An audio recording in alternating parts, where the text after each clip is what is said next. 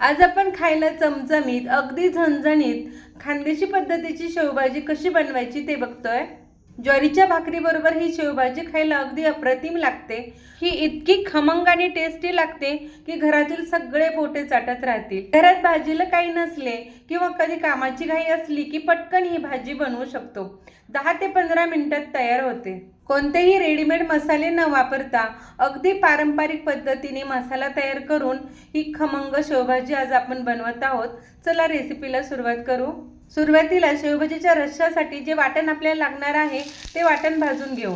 तवा गरम झाला, 1 चमचा तेल घातले आहे. 2 मध्यम साईजचे कांदे असे पातळ उभे काप करून घेतलेले आहेत. ते चांगले गुलाबी कलर येईपर्यंत आपल्याला परतून घ्यायचा आहे. बघा इथं कांदा चांगला गुलाबी कलर आलेला आहे तर मी एका साईडला केला आणि त्यामध्ये 4 चमचे खोबऱ्याचे कापी घालून घेते. आता हे खोबऱ्याचे काप सुद्धा थोडंसं तेल घालून चांगले परतून घ्यायचं आहे. लक्षात ठेवायचं की खोबरं आपल्याला जळून द्यायचं नाही. खोबरं जर इथं जळालं तर भाजीची चव थोडीशी कडसर लागते. बघा खोबऱ्याला पण छान असा कलर हलकासा आलेला आहे.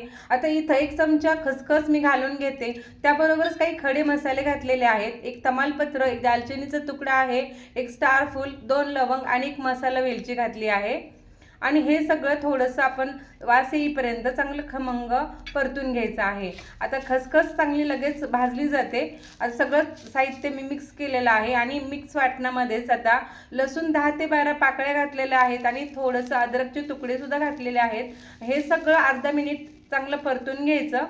हे वाटण आपण जितकं चांगलं भाजू तितकंच आपल्या भाजीचं टेस्ट सुद्धा छान होते.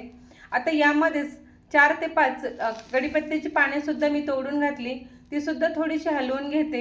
हे वाटण आपल्याला मध्यम गॅसवर सतत हलवत एकसारखं भाजून घ्यायचं आहे, तरच आपल्या भाजीची टेस्ट सुद्धा अगदी खमंग होते. आता इथं वाटण छान आपलं भाजून झालेलं आहे. गॅस बंद करते आणि हे वाटण एका प्लेटमध्ये आपण काढून घेऊ. यामध्ये खडे मसाले मी घातलेले आहेत त्यामुळे या वाटणाचा वास सुद्धा अगदी खमंग येत आहे. यामध्ये थोडीशी कोथिंबीर घालते आणि हे वाटण थंड करून एका मिक्सरच्या भांड्यामध्ये घालत आहे. हे वाटण अगदी आपल्याला बारीक करून घ्यायचं आहे आणि जरुरीपुरतं पाणी घालायचं, जास्त पाणी घालायचं नाही. तुम्ही इथे पाहू शकताय बघा बघा हे वाटण अगदी एकदम बारीक पेस्ट करून घेतलेले आहे. असं बारीक वाटण असेल की आपला शेवभाजीचा रस्सा हा मिळून येतो आणि भाजी छान एकसंग होते. आता हे वाटण आपण चांगलं परतून घेऊ. त्यासाठी कढई ठेवली आहे आणि वाटण भाजण्यापुरतं आपण कढईत तेल घालू. आता तेल चांगलं गरम झालं की याच्यामध्ये अर्धा चमचा मी जिरं घालते. जिरं चांगलं फुलत आहे तोपर्यंत थोडंसं हिंग घालून घेतलं आणि आता पावडर मसाले आपल्याला इथं घालायचे आहेत. 1 चमचा काळं तिखट, अर्धा चमचा लाल मिरची पावडर, पाव चमचा हळद आणि अर्धा चमचा धने पावडर मी इथं घालून घेतली. आता पावडर मसाले आपण तेलामध्ये घालतो त्यावेळेस गॅसची फ्लेम ही एकदम कमी ठेवायची आणि तेलात थोडंसं मसाला परतला की लगेचच हे वाटण सुद्धा मी इथं घालून घेतलं आणि आता हे वाटण आपल्याला तेल सुटेपर्यंत चांगलं परतून घ्यायचं आहे. तेलात पावडर मसाले थोडे परतले की भाजीचा कलर एकदम लाल येतो आणि चव सुद्धा एकदम बेस्ट बनते. बघा हे वाटण परतत असताना कंटिन्युअसली आपल्याला हा जो चमचा आहे त्याने सतत हलवत राहायचं आहे म्हणजे वाटण खाली लागणार नाही. बघा आपलं या वाटणाला चांगलं तेल सुटलेलं आहे. छान वाटण आपलं परतलं आहे. इथं वाटण सुद्धा अजिबात कच्चं ठेवायचं नाही. वाटण जेवढं छान भाजू तेवढ्या भाजीचा कलर आणि भाजीची टेस्ट अगदी अप्रतिम येते आणि खायला तर ही भाजी हॉटेलच्या भाजीपेक्षा किंवा ढाब्यावरच्या शेवभाजीपेक्षाही अगदी भन्नाट लागते. वाटण छान परतलं गेलं आहे तर इथं मी आता गरम पाणी घालून घेते. अगोदर थोडंसं गरम पाणी मी मिक्सरच्या भांड्यामध्ये घालून घेतलं आणि मिक्सरच्या भांड्याला जे काही वाटण लागलं होतं ते काढून घेतलं. तर इथं आपल्याला जेवढा रस्सा बनवायचा आहे तेवढं पाणी घालायचं. पण लक्षात ठेवायचं की ही शेवभाजी जरा सुरुवातीला शेवभाजीचा रस्सा जरा पातळ असतो कारण शेव टाकल्यानंतर हा रस्सा शोषून घेते म्हणून थोडंसं पाणी सुरुवातीला जास्त घालायचं.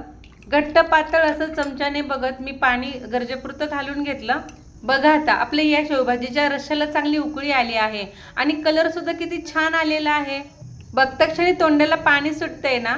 इथे मी रेडीमेड शेव घेतलेली आहे. एकदम कुरकुरीत अशी जाडी शेव आहे. आता इथं खूप महत्त्वाची टीप आहे की ती शेव टाकण्यापूर्वी आपला हा रस्सा चांगला 5 मिनिटं इथं उकळून घ्यायचा म्हणजे सगळे फ्लेवर्स हे रश्श्यामध्ये उतरतात. घरातील सगळे जेवायला बसतील त्याच वेळेस ह्या रश्श्यामध्ये ही शेव घालायची आणि शेव घालताना सुद्धा मी गॅस बंद केला आणि गरम रश्श्यामध्ये ही शेव घातली की थोडंसं अर्धा मिनिट चांगली मुरलं जाते रश्श्यामध्ये, त्यामुळे रश्श्याचा फ्लेवर सुद्धा या शेवला येतो. खानदेशमध्ये अशी रश्श्यामध्ये शेव घातली जाते. तुम्ही असा डायरेक्ट रस्सा घेऊन त्या रश्श्यामध्ये सुद्धा शेव वरून घालू शकता. मी आता ही शेव सर्व करते. पहा आपल्या शेवचं हे टेक्स्चर किती छान झालेलं आहे, एकदम लाल कलर आणि तर्री सुद्धा आलेली आहे.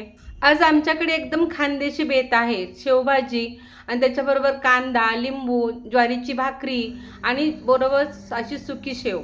असा बेत एकदम मस्त लागतो, एकदम टेस्टी लागतो. एकदा नक्की ट्राय करा आणि खरं सांगू, एकदा खाल तर बोटे चाटत राहाल, एवढी टेस्टी ही शेवभाजी खमंग बनते. एकदम चमचमीत, तर्रीदार आणि झणझणीत अशी शेवभाजी इथं तयार झाली आहे. या खायला. आणि आजची रेसिपी तुम्हाला आवडली असेल तर लाईक करा आणि आपल्या चॅनलला अजून सबस्क्राईब केलं नसेल तर सबस्क्राईब सुद्धा करा. पुन्हा भेटूयात अशाच मस्त आणि चविष्ट पारंपरिक रेसिपींमध्ये. तोपर्यंत धन्यवाद.